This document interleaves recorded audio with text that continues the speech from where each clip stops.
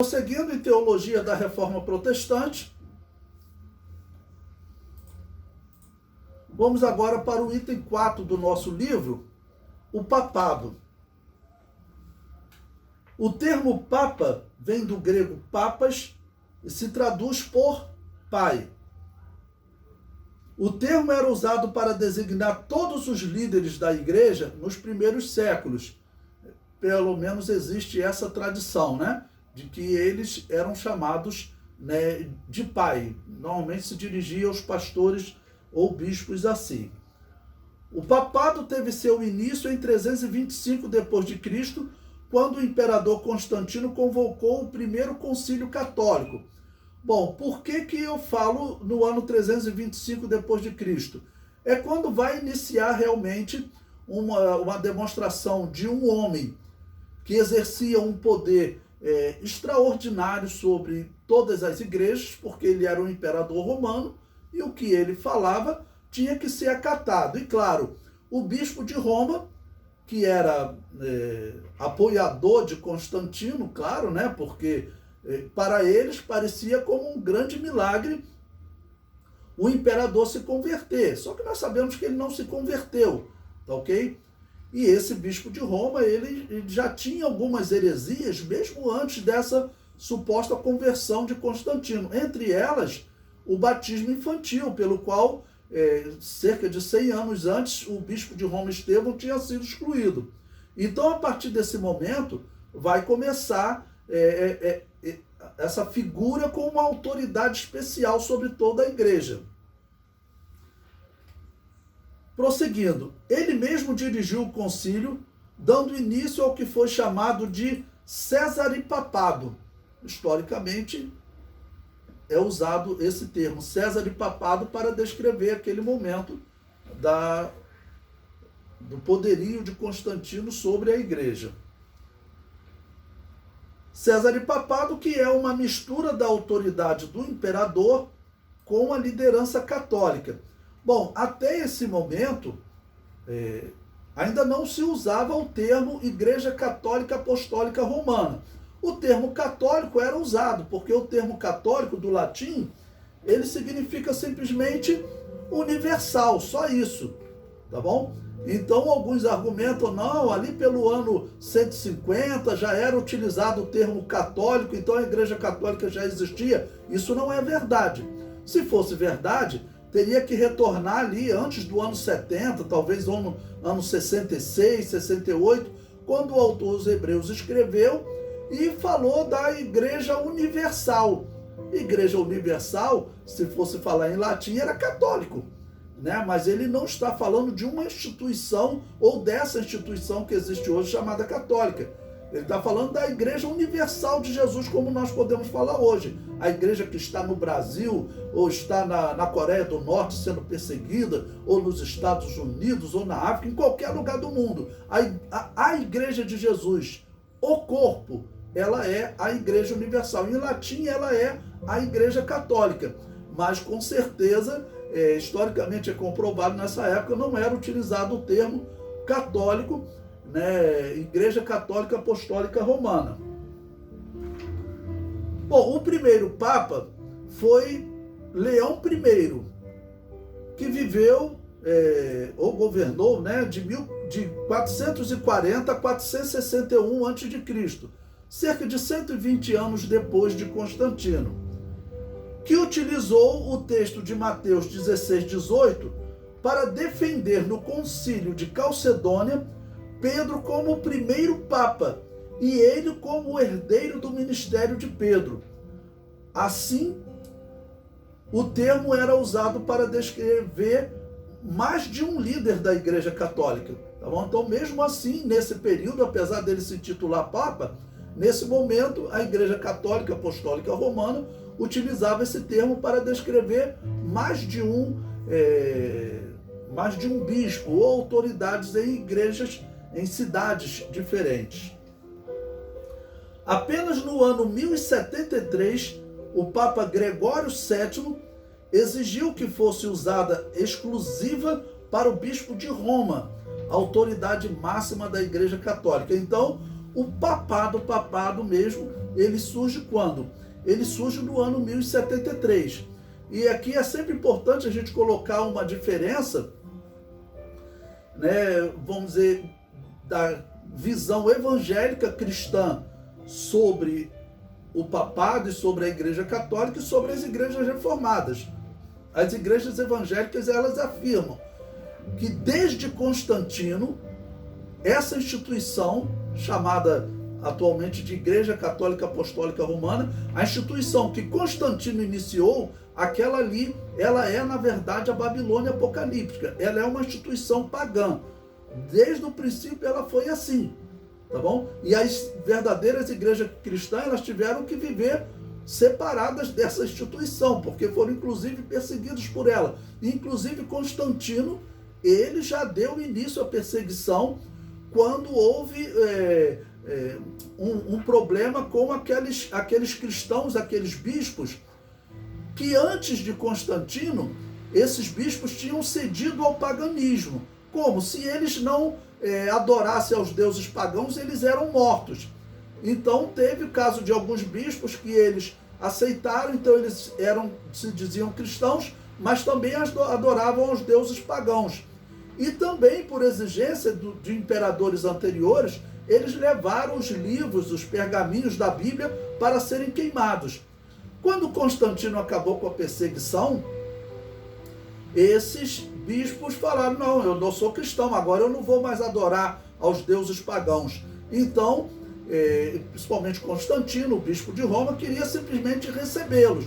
E teve alguns pastores, inclusive aqueles pastores que não aceitavam o batismo infantil, que eram chamados de anabatistas, que eles falaram: olha, esses pastores têm que passar por um momento de prova, né? Eles têm que assentar-se como membro, e se forem aprovados, eles se tornam bispos novamente, mas não podem ser recebidos diretamente como bispos, porque, vamos dizer, eles se tornaram espíritas, ok? Foram adorar deuses pagãos. E no caso, Constantino não aceitou isso, e como os pastores, que eles chamavam de rebatizadores anabatistas, não concordaram com Constantino, foi ali que Constantino começou até a perseguição, realmente tirar pastores, principalmente da região da África, que discordavam muito dos bispos de Roma. Bom, como Lutero se posicionou sobre essa questão? Lutero negou a autoridade papal nos dias dele, mas na visão de Lutero, aquela instituição ali dos dias de Constantino era uma instituição cristã, quando nós vemos pela história que não era. Aquela instituição é a maior assassina da história da humanidade, matou muito mais do que Adolf Hitler. Então, por isso que nós afirmamos, aquela instituição é uma instituição pagã. Bom, Lutero ensinava que a Bíblia é a única fonte de conhecimento divinamente inspirada.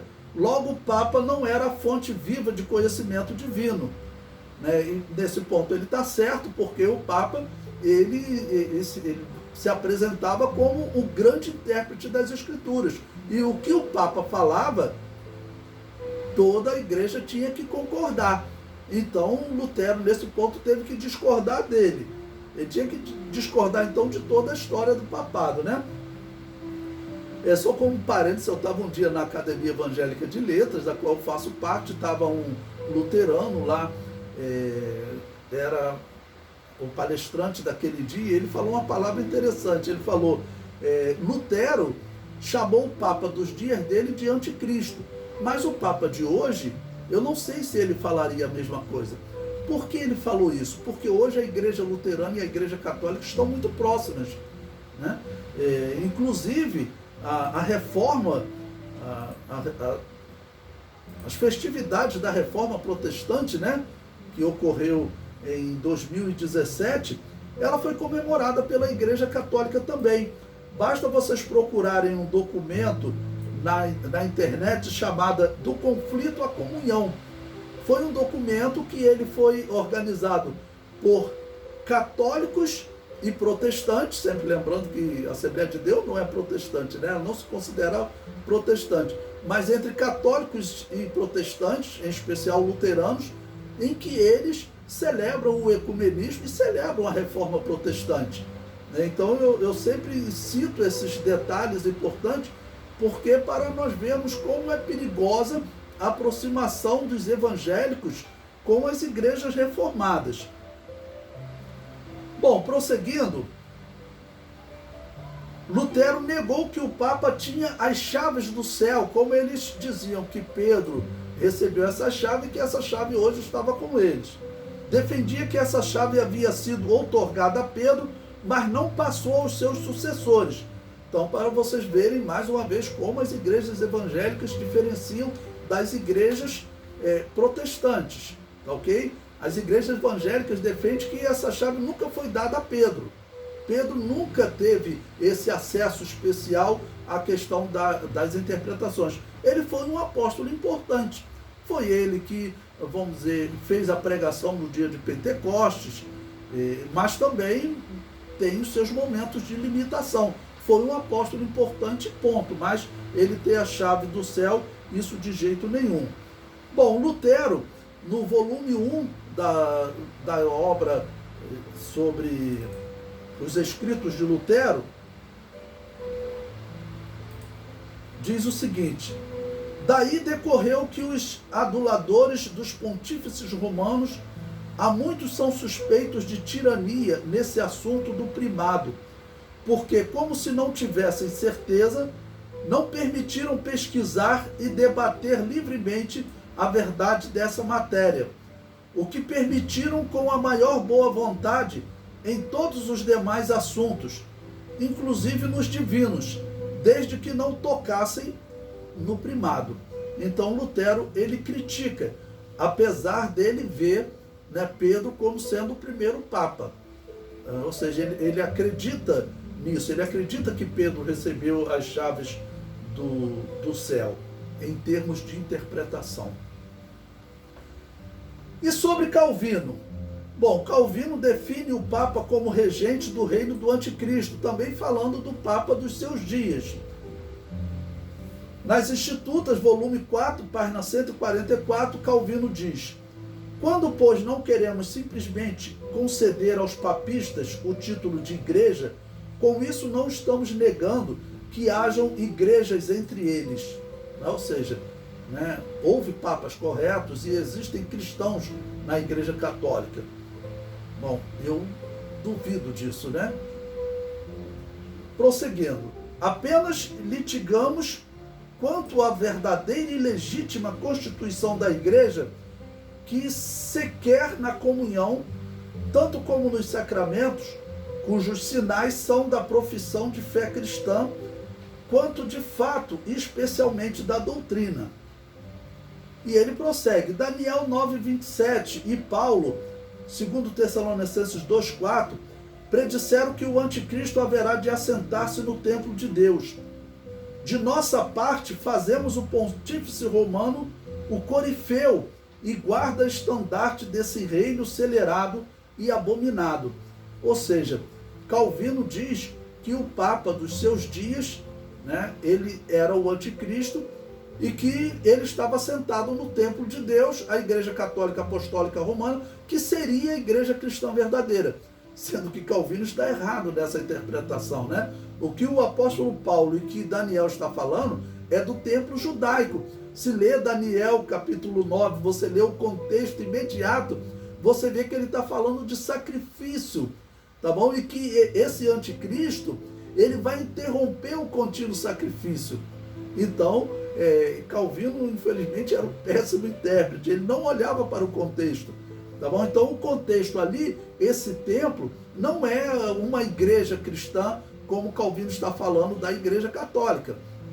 Esse templo é o templo judaico, onde o apóstolo Paulo também diz que o anticristo vai assentar-se.